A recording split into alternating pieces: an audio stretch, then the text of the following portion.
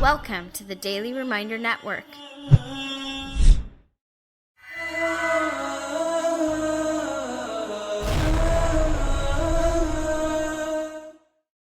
Life is all about change.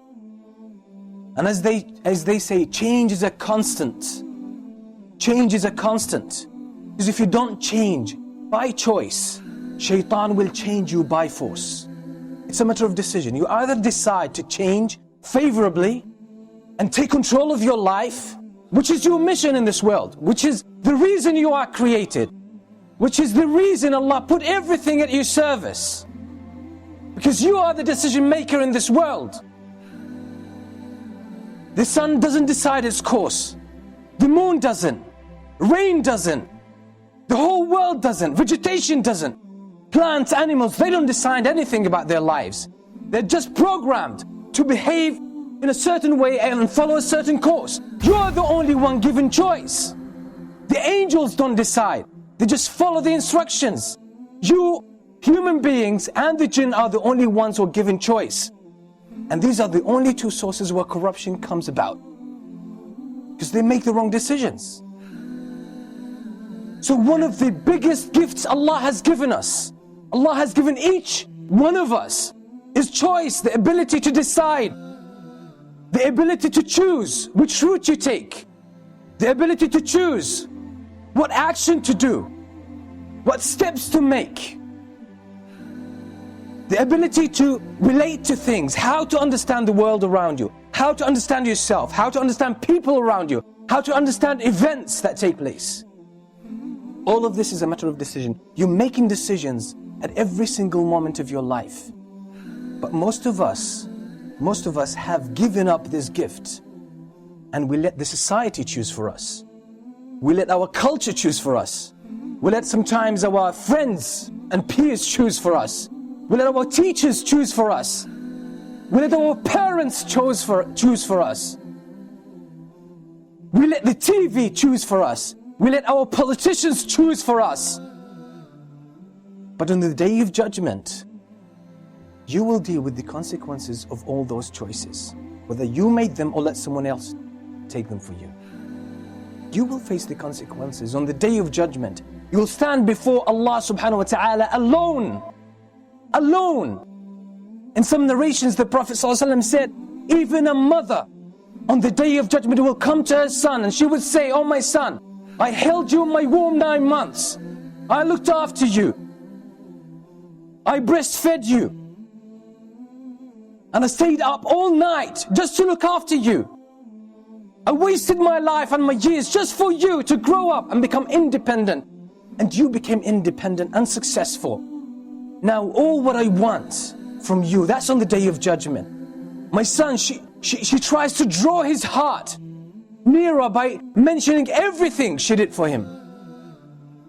Then she says, "Oh my son, in exchange of all of this, all what I'm asking for is one hasana. One good deed, one reward. Just give me one reward from your records so I can be saved from the hellfire.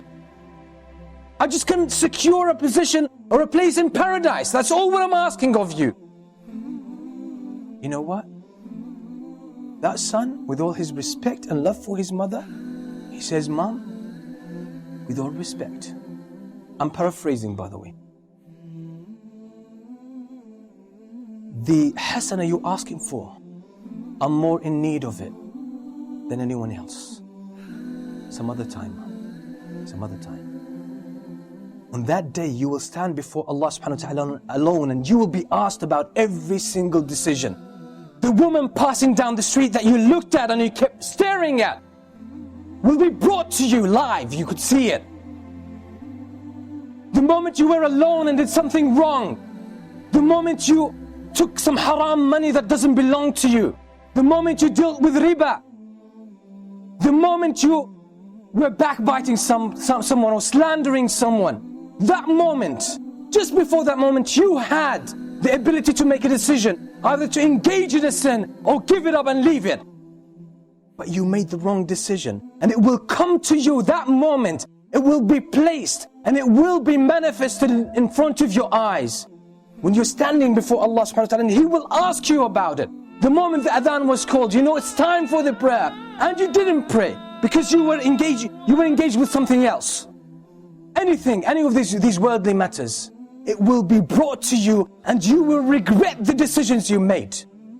When you listen to the whispers of shaitan, when you listen to the advice and the social evidence of your friends, of your family, of your culture, and you just flew with the tide, that moment will be brought to you and you will be asked about it and you will feel so much pain about it. The first moment of pain you'll start to feel is the moment the angels come to you and start dragging your soul out of your body. That's the moment Allah subhanahu wa ta'ala spoke about in the Quran so many times. So many times. Allah subhanahu wa ta'ala says, حَتَّى إِذَا جَاءَ أَحَدَهُمُ الْمَوْتُ قَالَ رَبِّ ارْجِعُونَ. The moment death comes to one of them, he says, رَبِّ ارْجِعُونَ, oh my Lord, send me back. That's the moment the soul is dragged out of this body. قال رب ارجعون لعلي أعمل صالحا فيما تركت. Oh my Lord, send me back so I may do something good before I depart again. Just something good. He knows that Allah is merciful. He knows in a way that when Allah gives them the command, they just go about doing it automatically. They can't think of other choices. That's it. But Allah has honored us as human beings. He's given us a trust. You can choose. The angels can't choose, you can choose. The sun and the whole universe, in its magnificence, cannot choose, can't make any choice. You can choose. You can choose, and this is why everything is put at your service. You can control it to a certain extent. And the most important thing to control is that piece of flesh that controls everything in your life. That's the central point. That's the center of a human being. You control it. You can control everything in your life.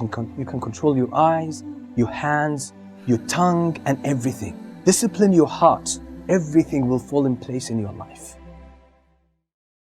Donate now. Go to www.thedailyreminder.org/donate and stay updated by joining our network's social links.